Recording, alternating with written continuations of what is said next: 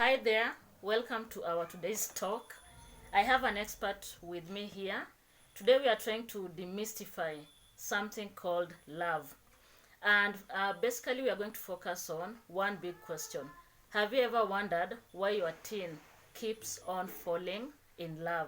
So please introduce yourself and welcome. Thank you. My name is Sheila. I am a counselor and we work hand in hand with Madam Milo in the department.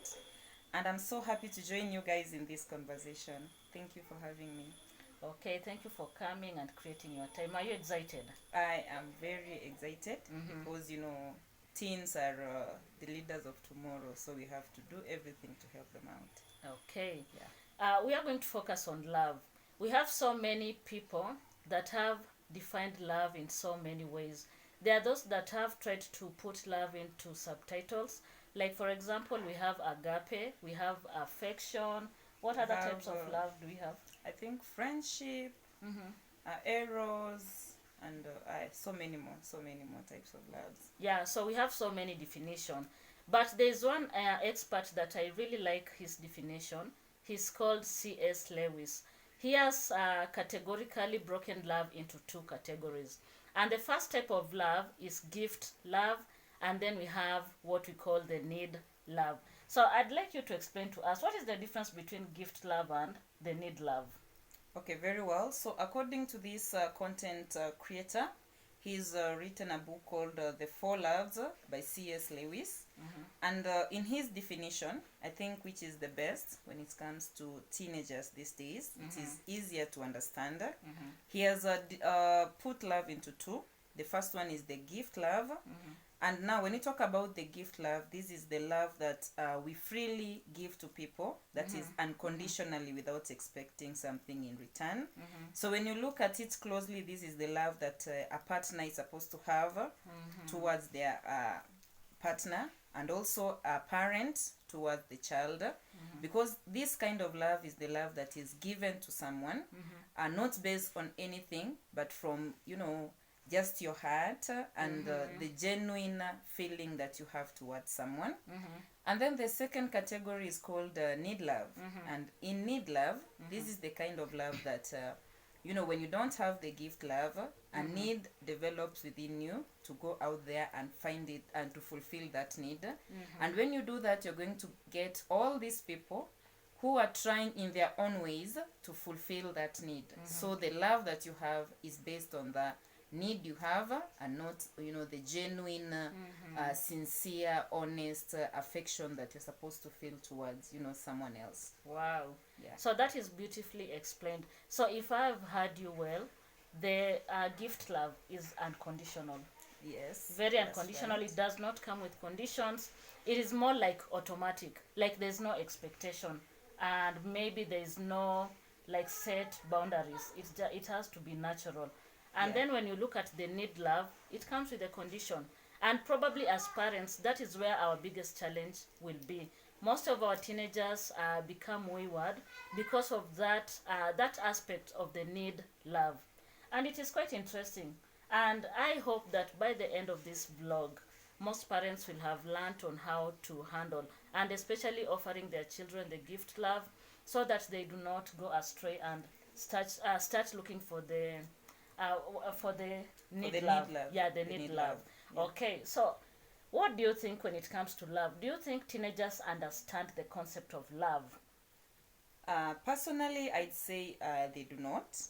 And the problem starts from way, way back. That is from their parents. Yeah. I'd say that most of our parents do not understand what it means to love. To love their partners and to love their children. And that goes on to sprinkle into the children that they bear. Because they cannot model this kind of love, then they're not able to give this kind of love to their children.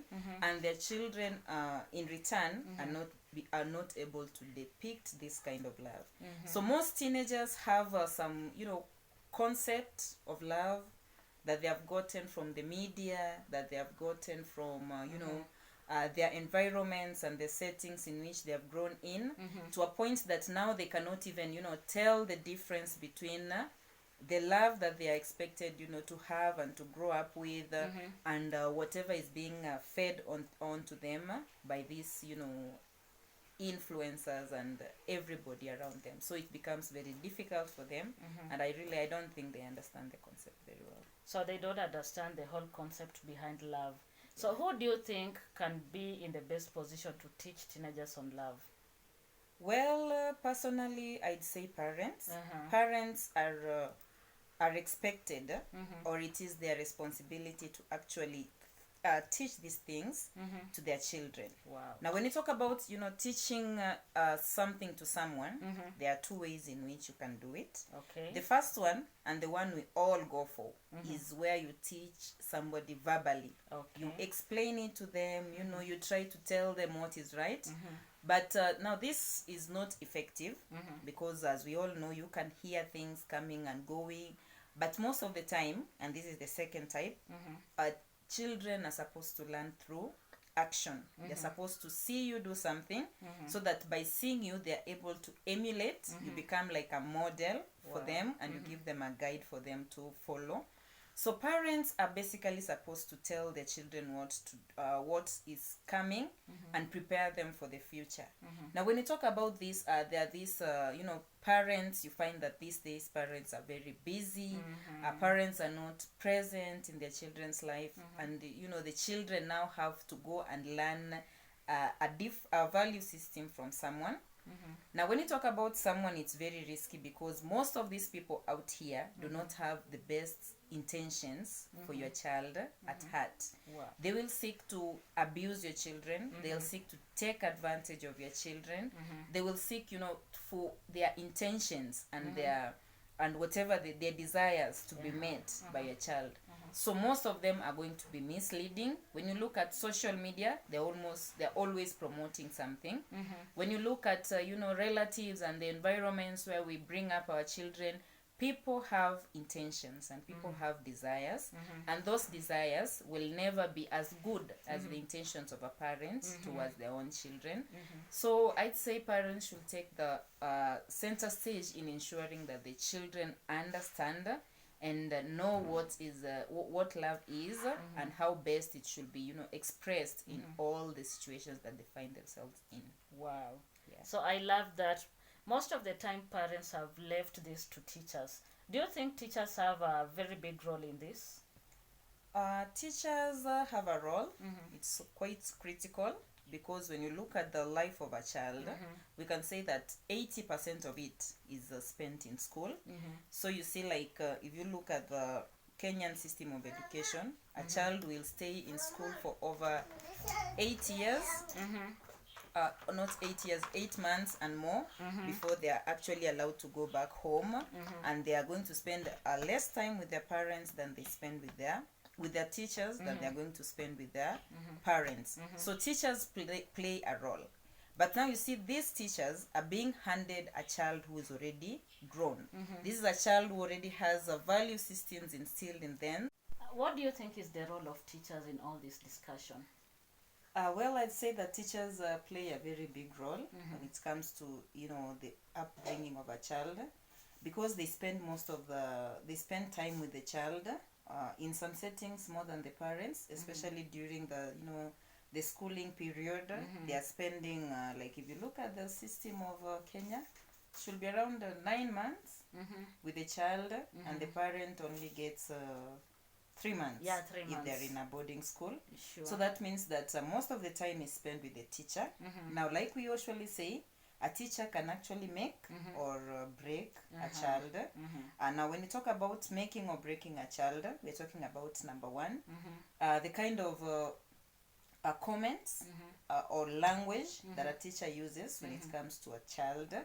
And this most especially comes in from teachers of the opposite gender. Wow. So you see, like, teenagers are now growing, and they are, having their bodies changing, and their emotions are high and all that. So a teacher can actually make a child, by what they say to them, by how they encourage them, by how they even just talk to them or perceive them, and give them the audience to express themselves. And they can actually, break the child between the opposite of all that you're talking about right now. So I'll say a teacher has a very big influence and a very crucial role, which means that they should be very careful when handling the child. Sure. Yeah, a teacher also takes up the role of a parent in most cases, which means a teacher should also be self-aware. A teacher should also know, how to guide the child through the various stages of their lives. Which means a teacher should also model the kind of life that the child wants. So we don't expect a teacher to be, for example, a chronic drunkard, or to also just keep falling in love all the time, changing partners, or we don't expect things like a teacher, trying to have a romantic relationship with a child, or, misguiding them and just, throwing words here and there, because at the end of the day, they're also role models to these children. So I'd say that, when you become a teacher, you take up that role and you embrace it, which means whatever you're doing at all times, you should be focusing on building the value system that the child already has. And if it's wrong, then you should take up the role of reparenting this child and trying as much as possible within your influence to bring up now this child to be a responsible teenager and a good structured adult in the process. So teachers have a big role. Okay, so probably someone will watch this and they'll wonder, do you think in this century that we are in, parents have delegated all the duties to teachers? 80% yes.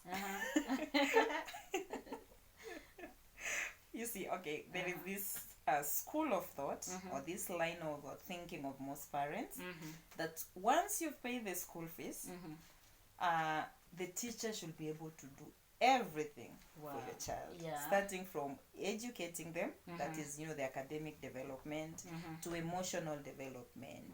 Some of them even just bring their child and they expect you to instill in them Christianity, instill in them values. And you've been in the department, you've had cases of parents coming to report their children to school. Oh, they did this, they did that, and they now expect you as a teacher to magically just transform this bad child into a good child. So they have dedicated that responsibility, but I don't think it works that way. A teacher, I think, is more of a helper. They're supposed to develop what the parent has instilled. So that means if the parent has instilled bad behaviors, it will take centuries and a lot of I think prayers and practice for this teenager to actually revert back to the right ways.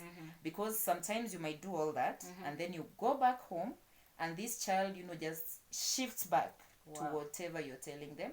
We've even had cases of parents trying to discredit the teacher in some situations, trying to make it look like the teacher has some ulterior motives. They want money, they want recognition, they want to take their part, the role of the parent in the child's life.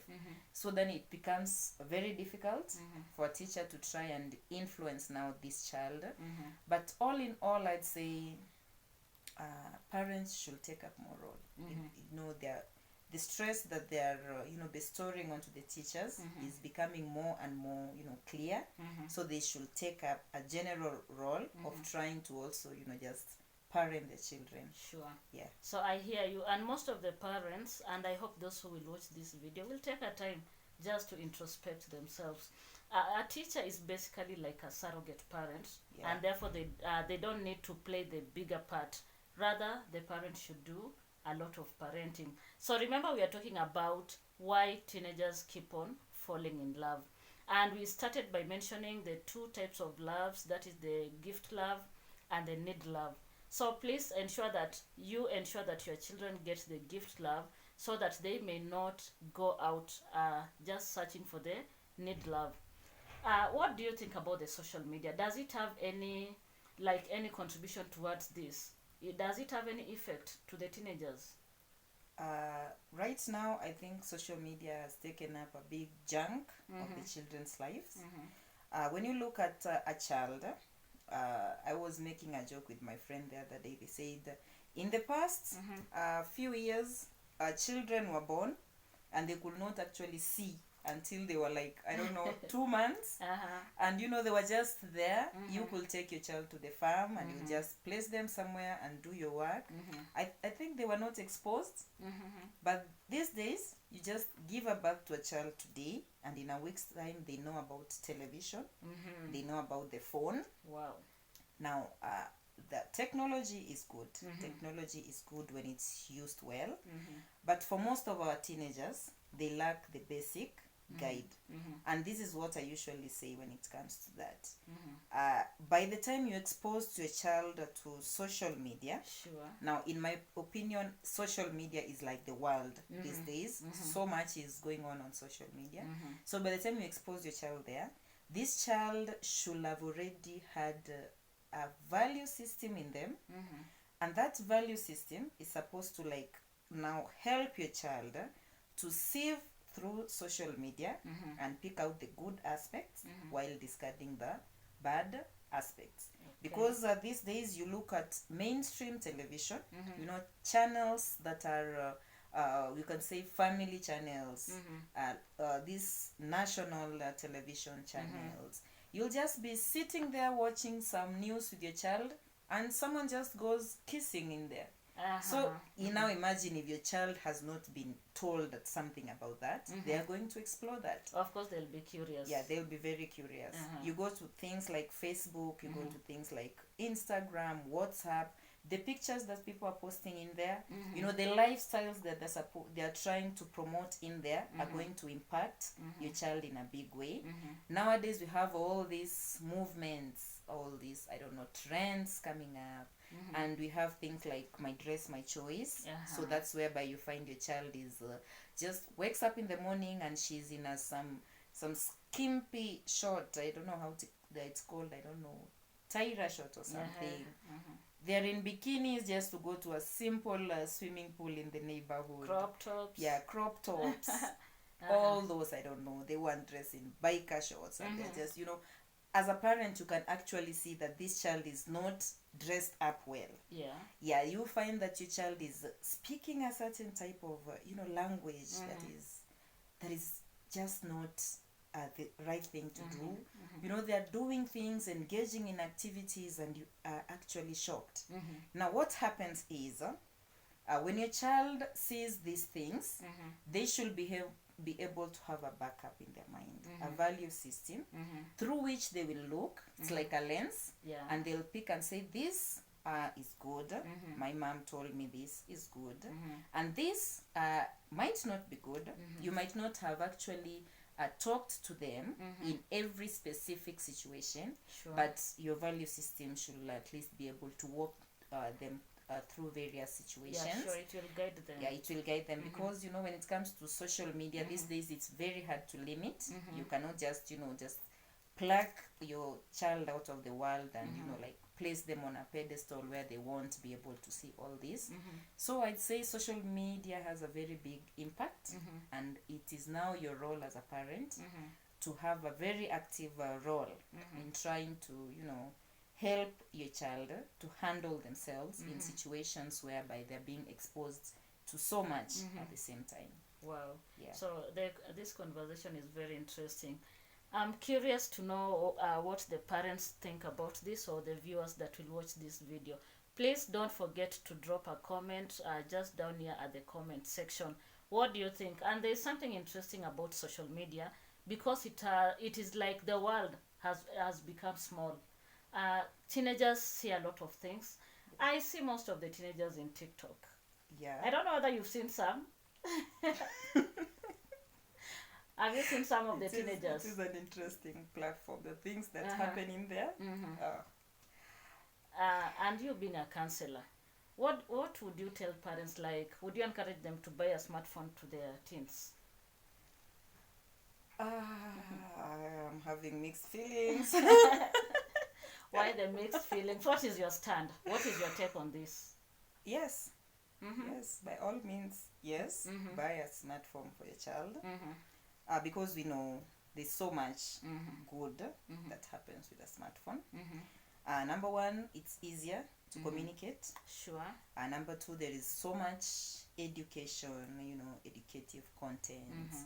And according to me, I prefer a child having a smartphone than going out there and interacting, because there have been situations coming up of child abuse, of all these bad things happening to children when they go out there and they're exposed to all these people. So personally, I'd say instead of sending my child out to look for a tutor, I'd rather they communicate on something like Zoom. We just talk. My child is in my safety, and the other person is wherever they are, and they communicate. And let us not overlook the good side of technology. There's so much education going on. Even what we're trying to do right now, we're trying to educate our young ones, and there's so many good things that they can do. But now the problem comes in when you cannot control your child and how they use that that smartphone or the technology that they are exposed to. Because personally, I know there are ways in which you can limit your child from using certain apps, from using even from watching certain programs on television and doing all that. So I'd say, yeah, by all means, I could buy a smartphone for my child, but I'd be very careful and I'd keep a track of everything that is actually going on in there. Because we also know that there are kids who have been lost because of the smartphone and the exposure to to social media and to all these channels, that they can actually meet people in there and be abused and all that. So basically what I'd say, don't say no to your child having a smartphone, because again, when you look at the children these days, you say no, they go somewhere else. Probably some misled man out there will try and buy the same for them. Sure. And they might just be exposed to greater danger. So give it to them, but keep track and limit, I think, the amount of time they spend in there and the kind of things that they do in there. I think it's a better option than just discarding their need for it in totality. Very useful advice there. So the audience, please drop a comment. What do you think? I have met parents that would rather not buy smartphones for their kids, but it depends. Anyway, it depends with how much control you have. I have a lot of questions on this. Probably it can be for the next forum because there are a lot of questions that comes with the smartphones and social media in general. So back to our main conversation. What can parents do just to ensure that their children get the right type of love, and especially the gift love? What can they do? Yeah, well, when it comes to parents, the advice is broad. Advice is so broad. And the first thing I normally say is you cannot give what you don't have. That is true. So that means that when parents have been undergone so much stress in their childhood, they have traumas, they're dealing with anxieties, they're dealing with depressions, they have not had that kind of love modeled to them. It becomes very difficult for them to also model the same to their children. Okay. So the first thing and the best gift that you can give your child is to know yourself and to heal your traumas and become a whole person before you go out and start parenting your child. Because now you see it becomes very difficult to try and tell your child to do this while you are doing the exact opposite of whatever you're telling your child. So first of all, heal yourself, heal your traumas, try and talk to someone, try and evaluate your parenting tactics, try to see what you can drop what you can adapt, how best you can present yourself in a parenting situation, so that you are able to do that. Yeah, for you to give it, you have to already have it in your heart. So the first thing is to know yourself and to heal yourself. Sure. Yeah, because if you've not done that, we even if I give you a list of a million things to do, it will be hard. It will be hard, and you probably won't even do it, because at the end of the day, it boils down to who you are in yourself, and how you feel about yourself before you can actually now give the same to the parents. But right off the top of my head, I can say, number one, model what you want your child to do. So, for example, if you want your child to go to church and develop their Christianity, the first thing you're supposed to do is to model that Christianity. Let them see you praying. Let them see you, reading the Bible. Let them see you going to church. I remember a very funny story. One of the students was telling me in a counseling session.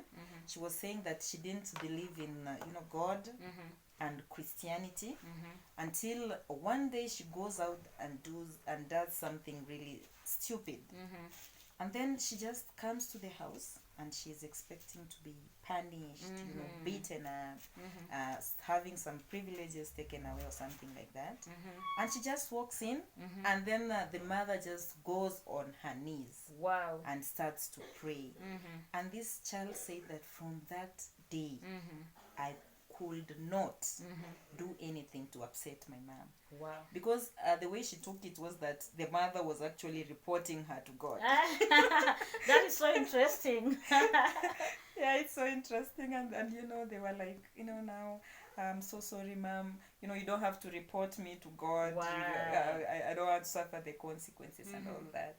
And the mother just, just turned to her and told her that, sometimes we don't have control. God has the final control. Sure. So with that, the child just reverted to Christianity. So wow. model everything you want your child to do. If you want your child to be clean, start by cleaning your own room. If you want your child to know how to cook, you show them how to cook. If you want them to know how to talk to people, let them see you talking to people. Because at the end of the day, they're not going to look at what you're saying. They are mostly going to base on your what actions.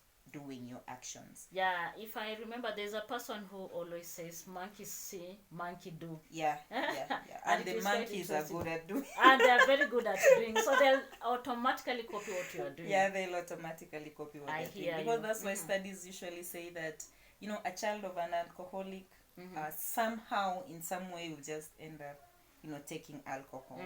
Or, the child of someone who is engaged in, bad mouthing, these people who use vulgar language all the time. You find that a very small child, you'll be walking in the streets and a small child just, says something, and you look at them and you're like, did you say that? Did you just say that? The word is so vulgar, you don't expect it from a child, and things like that. So as a parent, make sure whatever you want your child to do, they're actually seeing you doing it. The same we can talk about love, because that's our topic of the day. So if you want your child to learn anything about love, you should be able to model it to them. Let them know that you made a mistake and I'm punishing you, and it's not because I want you to do this, it's because I want you to change. Let them see you loving them, unconditionally, in whatever situations, in whatever they have done, so that your child actually learns that they are valuable as a person, with or without whatever actions that they have engaged in. So that's the second thing. And then apart from that, we will say seek togetherness with your child, but at the same time embrace individuality. Now this is a broad topic again. We usually talk about it all the time, where parents, we failed in our various responsibilities or in our various goals that we had, and somehow you feel like your child is just supposed to take up the baton and finish what you started. So let's say your great grandparent wanted to be a doctor, he did not make it. So he went and worked in the clinic as a cleaner. And then, you know, your grandparents, same thing, your parents, and now here you are, you did not make it. And then you're trying to pressurize now your child to actually become a doctor. Now, when you do that, you know, your child is actually going to fall into, you know, depression. They're not going to, you know, feel like they're valued as a person, and they're going to feel like, you know, their life is not their own, and that brings about some of the consequences. So in everything that you do, just make sure you let your child be a person of their own, you know, have their own thoughts, have their own desires, have their own emotions, their own goals, and all that, so that they feel more valued and, you know, more accepted into that, you know, family. You know, you've heard of all these strict families where all children are expected to be doctors, for example, or all children are expected to behave in a certain type of way. And over time you find that now this child grows up to now become a people pleaser.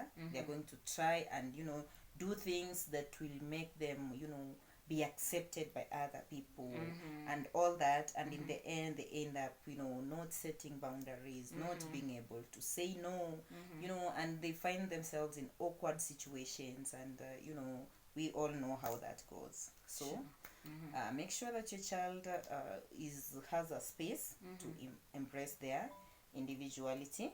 And apart from that, I would say punish your child when they do wrong, but make sure that this punishment, number one, is appropriate, and then number two is based on disobedience and not mistakes. Okay. Now we've heard about, you know, children and childhood irresponsibilities. So you find that when a child is growing up, they're gonna have that irresponsibility that comes with being a child. So they're going to do things, and these things could annoy you, and these things have a wide spectrum. They could range from just disarranging the living room and to something even bigger, like, you know, scribbling on your car with some paint, or doing something, you know, bogus and really annoying. So before you punish your child, number one, you have to actually gauge and see whatever the child did, was it a direct disobedient act, or it was just you know, a mistake. Give them time, give them the allowance to make mistakes, because they are children. But now when they actually do something to directly challenge your authority, that's when now you know that they are disobeying you. So that means that maybe you talk to them about something and they go and do the complete opposite, or you gave an instructions and it was not, you know, followed through the way you expected. Now in that case, then you know that this child is actually being disobedient. And when you know that, now make sure you have the appropriate punishment. You know, don't go doing something crazy to a child who only did a small, you know, mistake, because again now you make them to start, you know, questioning their word. We have all these, you know, single parents and people who have been undergone a lot of frustrations. You find that your child maybe just ate the last piece of bread. We heard of these people, it was in Thika where they went stabbing the child in the stomach. I don't know, it was 18 times or something like that. Or maybe you go screaming and tell them, you look like your father, you behave like your father, your father is frustrating me and you also want to frustrate me, oh blah blah blah blah. And you find that at the end of the day, whatever you're saying is actually, you know, building traumas and affecting this child. They can even lead to loss of life sometimes.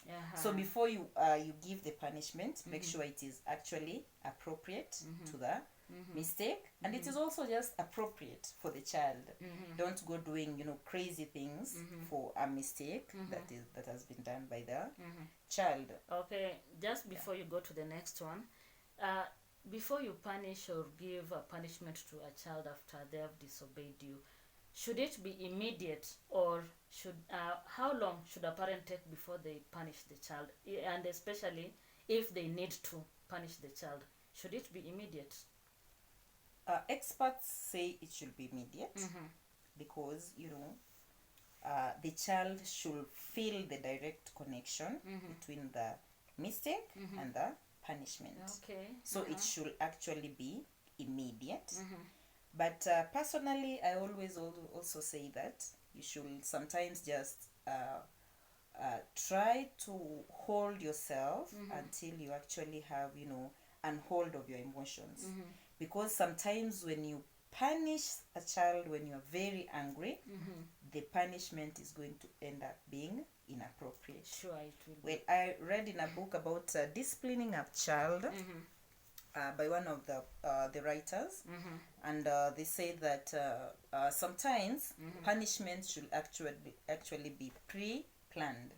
So that means that before you start engaging with your child, at a certain stage, of course, you have to sit down with your child, especially teenagers, and you Okay. just write something like a contract. Wow. So you go, these are the things that I'm doing for you, and these are the things that I expect in return. So you say, for example,